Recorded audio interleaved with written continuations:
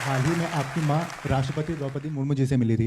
अब बातचीत हुई उन दोनों के बीच, कुछ बताया उन्होंने आपको कि क्या बातचीत हुई? नहीं, हम वहीं थे और बड़ी अद्भुत हुई। अच्छा, हम लोग गांव के लोग हैं और सीधे साधे, हमारी माँ भी बहुत सीधी है, पढ़ी लिखी नहीं है, पर माँ तो माँ होती, कैसी भी हो माँ तो माँ होती। तो बहुत साधारण है और उन्होंने बहुत संघर्ष झेला। उन्होंने मुस्कुराना हमको माँ ने सिखाया। तो राष्ट्रपति जी जब 26 फरवरी को धाम पर बालाजी के दर्शन कर रही थी तो हवन करने पहुंची महामहिम राष्ट्रपति महोदया। तो उन्होंने कहा कि आपकी माताजी कहाँ हैं? तो हमने कहा कि हमको संकेत नहीं मिले और कोई खबर नहीं मिली। तो माताजी हैं तो यहीं गांव में ही, पर वो प्रोटोकॉल के कारण पुलिस बहुत लगी तो आ नहीं पाई। तो बोले बुलवाओ और हमको मिलना है, ऐसी माँ के दर्शन करना। उनके ऐसे शब्द थे। और प्रधानमंत्री जी भी मिले। हमने कहा जी। तो हमने वहाँ एसपी महोदय थे तो उनसे कहा कि हमारी माताजी को अंदर आ जाने दो, उनको बुला लो। तो फिर अंदर आई माताजी। तो ग्रीन रूम जहाँ बना था तो वहाँ मिली।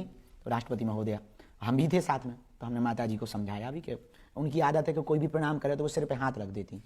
तो हमने उनको समझाया कि ये महामहिम राष्ट्रपति महोदय देश के प्रथम नागरिक हैं, इसलिए ऐसी दूर से ही हाथ जोड़ रही। अब वो तो बोली बारी सीधी। जैसे ही राष्ट्रपति जी मिली तो बोले आप बहुत भाग्यशाली हो। राष्ट्रपति महोदया ने कहा आप बहुत भाग्यशाली हो, ऐसा बेटा पाया है, इतनी कन्याओं का घर बसा रहा, इतनी बेटियों का धर्म पिता बना, आप बहुत भाग्यशाली हो, आपको हम देख करके बहुत खुश हुए हैं। तो दोनों लोग गली मिली और जैसे ही उन्होंने ऐसी बातें कहीं सो माता जी हमारी भूल गई। उन्होंने तुरंत सिर पे हाथ धर के कह दिया और ऊंचे पद पे जा।